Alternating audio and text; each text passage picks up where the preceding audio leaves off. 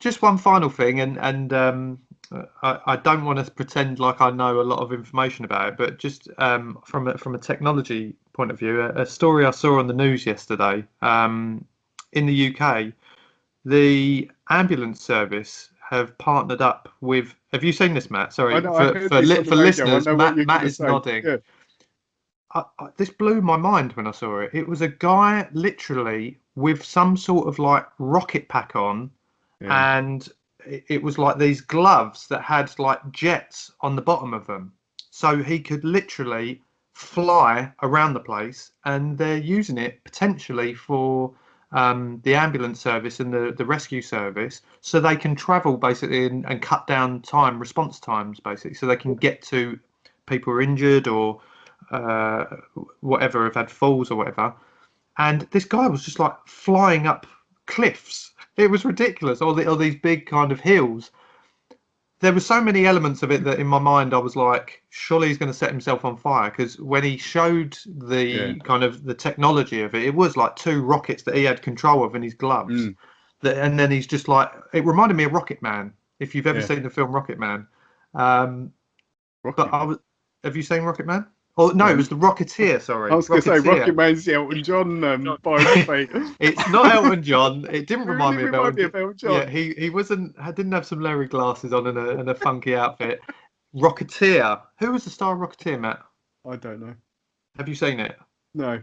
Brilliant. I know the film you mean, but I've never seen it. So it reminded me of that. I think it's the future. Again, it's just ridiculous. It is an example of one of those things that you know, even 10 years ago, you'd probably read about and think, well, that's cool. You know, yeah.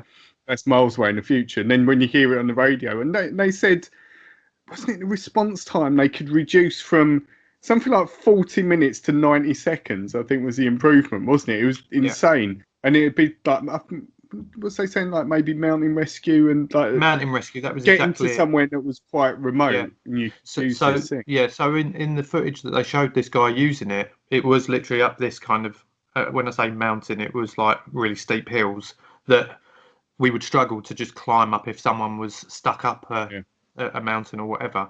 And this guy's just flying straight up. It was ridiculous. Like, yeah, blew my mind. Blew my mind seeing stuff like that. And it reminded me of that time when you had them kind of, they're quite popular now for people having an experience of using the ones on water where you can kind of hover over the water and the air pushes you up.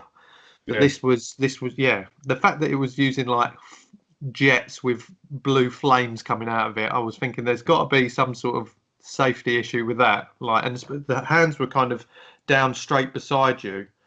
So I was just thinking, surely you're going to set your legs on fire, but I just imagine him landing and like the person's in trouble, and he says, "Oh, what's the matter, love? You know, you're injured," and he accidentally points the thing, burns the face off.